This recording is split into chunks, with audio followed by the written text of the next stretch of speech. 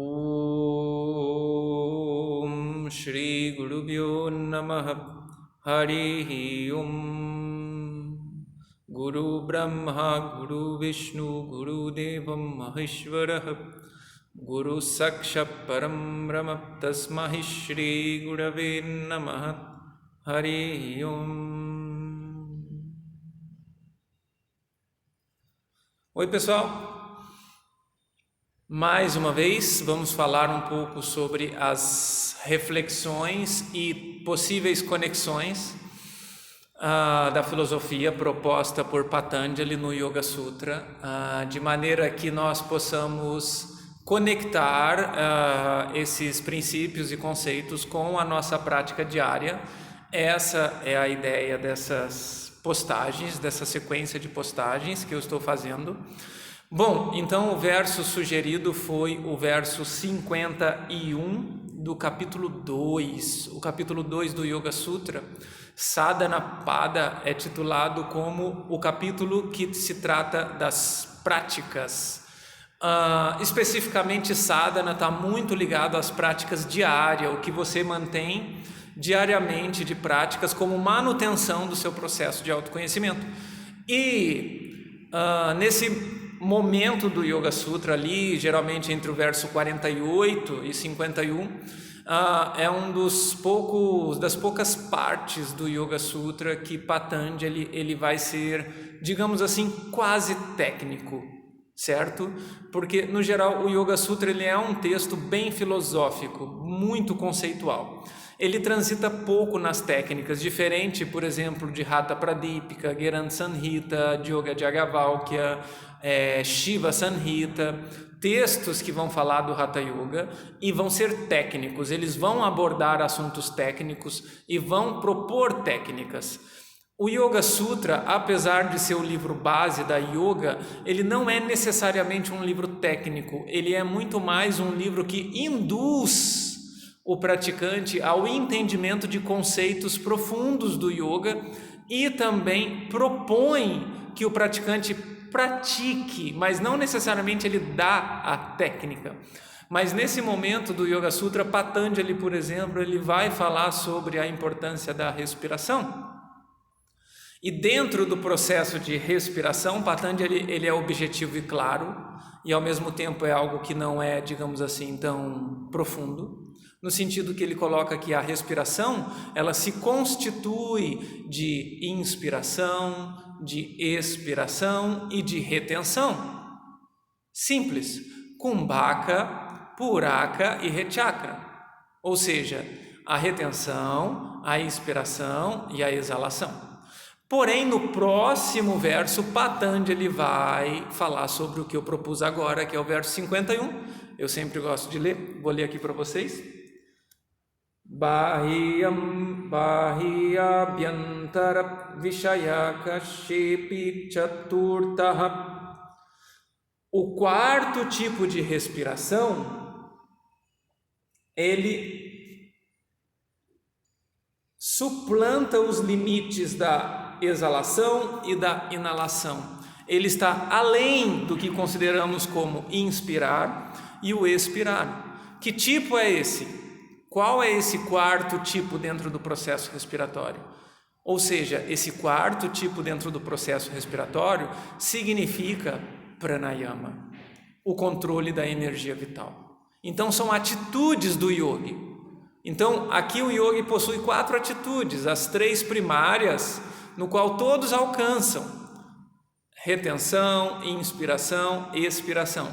Chaturtaha, o quarto tipo no qual Patanjali propõe, vem a ser prana, controle de prana, consciência da energia vital. Porém, no momento em que vivemos hoje, a proposta de yoga hoje, dificilmente os praticantes fazem o pranayama nesse sentido. Quase sempre a prática de pranayama vai estar ligada com exercícios respiratórios, que também é pranayama, mas nesse sentido profundo de controle da energia vital. Então isso implica num processo mais profundo, fisiologicamente, ou seja, através de uma preparação dos asanas, através de uma preparação resultante do trabalho contínuo dos asanas, para que a gente tenha uma condição não só respiratória, emocional, psicológica, para poder atuar nesse campo mais profundo, no qual chamamos no yoga de energia vital. Por quê? Qual é o link, o conceito disso para a nossa prática diária? Porque é importante os alunos entender que quando praticamos esse método de maneira organizada, nós chamamos essa prática de Ashtanga Yoga, mesmo sendo uma prática literalmente de asanas. Por quê? Porque com o passar do tempo, o resultado terapêutico dessa prática de asanas vai implicar no entendimento e realização de todos os angas do Ashtanga Yoga. É claro que em algum momento a prática diária ela te dá, digamos assim, uma condição favorável para que você se aprofunde, digamos assim, no que Patanjali vai explicar no capítulo 3 sobre os 3 últimos angas que são considerados a parte interna do Ashtanga Yoga, que a gente pode falar nisso em outra live, dentro dessa concepção de Bahiranga e Antaranga, que é algo bem interessante e profundo no Yoga Sutra. Mas enfim, então o ponto agora é que nós precisamos ter um entendimento básico, que o ato de praticar diariamente esta metodologia organizada de asanas, no qual o Ashtanga Yoga propõe, implica também em criar uma condição favorável no corpo para que no futuro a gente consiga praticar esses tipos de pranayama, no qual vai fazer com que atue diretamente no sistema energético. É claro que mesmo um aluno iniciante agora, a prática, mesmo sendo uma prática, digamos assim, muito precoce, primária, digamos assim, no seu sentido fundamental, ela vai trazer saúde e bem-estar e ela vai colaborar diretamente para a boa circulação energética do corpo. E a boa circulação energética do corpo corresponde à saúde e bem-estar, corresponde a um estado de equilíbrio interno. Porém, a proposta do Ashtanga Yoga, no seu sentido mais profundo, não é apenas haver um equilíbrio energético no corpo, mas principalmente uma indução energética. O que vem a ser indução energética? Significa o poder de conseguir direcionar a sua energia vital para determinados lugares do seu corpo. Como eu disse, Patanjali não é tão técnico, isso não significa que não é tão profundo, ele apenas não é tão técnico, porque pressupõe que as pessoas na qual Patanjali ensinou já eram pessoas que não precisavam entender tanto de técnica e já podiam ir diretamente aos principais conceitos profundos. Mas, quando pegamos livros mais técnicos, como esses inúmeros que eu citei anteriormente, eles vão falar da técnica e vão deixar claro que o foco da prática de yoga, quando se trata de asanas, é transformar o asana em mudra. O que vem a ser mudra? Técnicas psicofísicas, ou seja, a utilização do asana, da respiração e dos bandhas, as contrações, ou seja, Mula Bandha, Uddiyana Bandha e Jalandhara Bandha, para que possa haver uma manipulação energética, para que possa impulsionar a energia vital concentrada no baixo ventre do corpo do ser humano, para que direcione essa energia vital passando pela sua medula central, digamos assim, pela sua espinha dorsal, para que essa energia vital ela atue não apenas no campo terreno, que vem a ser a nossa energia terrestre, situada no nosso chakra básico, mas que ela também possa atuar no nosso chakra intuitivo de Agya Chakra, Sahasrara Chakra, o nosso chakra de percepção espiritual, de elevação transcendental. Então, tudo se baseia na elevação da Kundalini, ou seja, o direcionamento do prana, do sentido de baixo para cima,